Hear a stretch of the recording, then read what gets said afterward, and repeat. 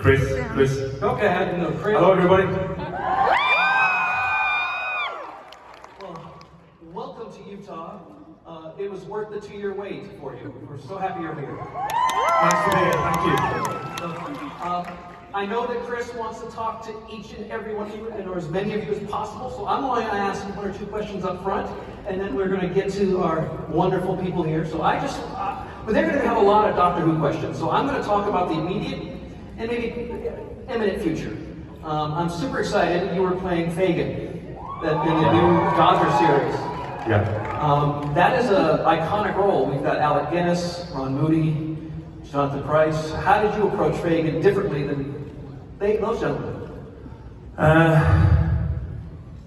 I've got to say it, that I'm as excited about the series Dodger and the role of Fagin as I've been about anything in my career. The series was written and created by Rhys Thomas and Lucy Montgomery. We've made it for BBC and NBC, so we're hoping it's going to have a life in America. Obviously the role is quite controversial.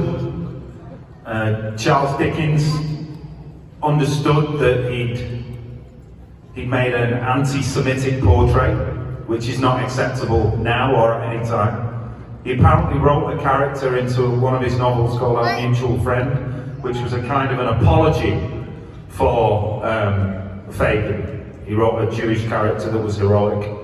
So obviously there's none of the anti-Semitism remains. He's a kind of a Robin Hood figure. He robs from the rich and gives to the poor. But he still has a slightly dodgy, no pun intended, moral compass.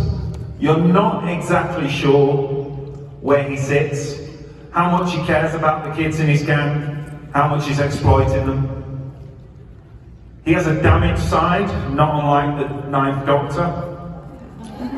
Rhys Thomas, who part wrote and directed it and acts in it, is a fan of Doctor Who, and there's an influence there, I think.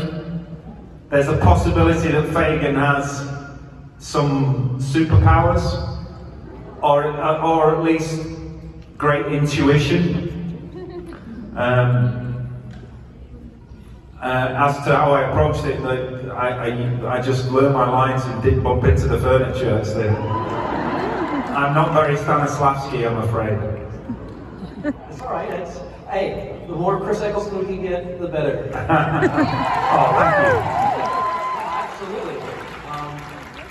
The second question, and then I'll move on to the folks, is that I had the fortunate pleasure of meeting you at Gallifrey 1, which is a Doctor Who thing in Los Angeles, like the last thing before. That was on my 57th birthday. Yeah, we sang happy birthday to you and all that. Yeah. And at that time, there was a rumor going rampant through the con that you were going to be doing the Ninth Doctor.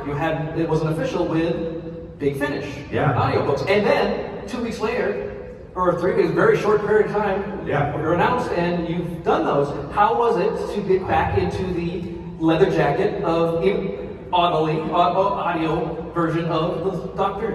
It was great. It was, unfortunately, it was done, I think I started in December 2020 in an industrial estate in North London. And I was alone. None of the other actors could come because of COVID. So it was fittingly lonely for the Ninth Doctor, fittingly isolated. It was just me and a sound engineer. I was amazed at how quickly it all came back. The problem I had was my sound engineer. I drove him crazy because I'm quite a physical actor. And when you're doing audio dramas, you have to keep still, and he couldn't keep me still. Straight jacket. I'm resuming we're going to do some more volumes of adventures. But instead of a leather jacket, I'm wearing a straight jacket. How do you do all the running audio? It's audio. I know it's all running. Yeah, you have to do it all in the voice. have to do it all in the voice. Well, let's move on to the folks because they really want to see you. All I've been hearing is about how Chris is here, Chris is here, Chris is here. So remember.